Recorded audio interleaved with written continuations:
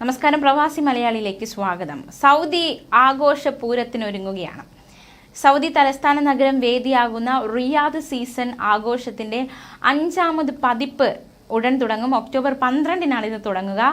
പ്രവാസികളും അതുപോലെ തന്നെ സ്വദേശികളും ഒക്കെ വലിയ ആഘോഷ തിമിർപ്പിലേക്ക് പോകുന്ന ദിനങ്ങൾ അടുത്തുകൊണ്ടിരിക്കുന്ന സന്തോഷത്തിലാണ്.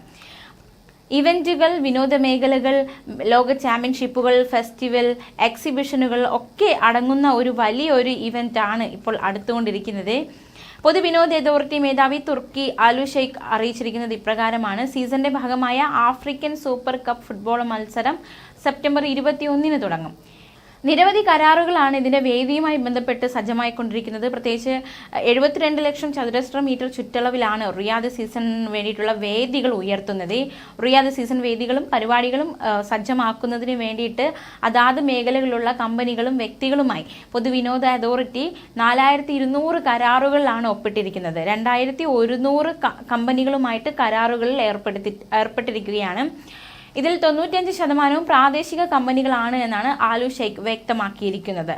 റിയാദ് സീസണിലെ ഒരു പ്രധാന വേദി ദി വെന്യൂ ആണ്.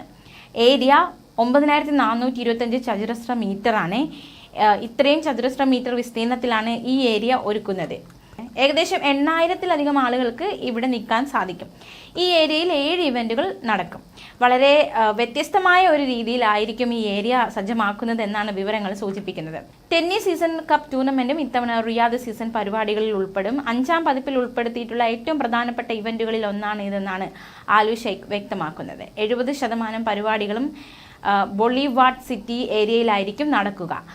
സൗദി എയർലൈൻസിന്റെ പഴയതും ഉപയോഗശൂന്യവുമായ വിമാനങ്ങൾ നിരത്തിക്കൊണ്ട് ബോളിവാർഡ് റൺവേ എന്ന പുതിയ വിനോദ മേഖല ഇത്തവണ സജ്ജമാക്കിയിട്ടുണ്ട്. അങ്ങനെ 3 റൺവേ ഏരിയകൾ ഉണ്ടാകും. ആകെ 1,40,000 ചതുരശ്ര മീറ്റർ വിസ്തൃതിയിലാണ് ഈ ഒരു ഏരിയ ഒരുക്കുക. 9,000 സന്ദർശകരെ ഇവിടെ ഉൾക്കൊള്ളാൻ സാധിക്കുമെന്നും ആലു ഷെയ്ഖ് വിശദീകരിച്ചു. എന്നാലും വലിയൊരു ഈവന്റിന് വേണ്ടിയിട്ട് തയ്യാറെടുക്കുകയാണ് പ്രവാസ ലോകം. ഏവരും ആകാംക്ഷയോടെ കാത്തിരിക്കുകയാണ് ഈ ഒരു ഈവന്റിനായി. പക്ഷേ ഒക്ടോബർ വരെ കാത്തിരിക്കേണ്ടി വരും. എന്തായാലും പ്രവാസികളൊക്കെ ആകാംക്ഷയോടെ കാത്തിരിക്കുകയാണ്.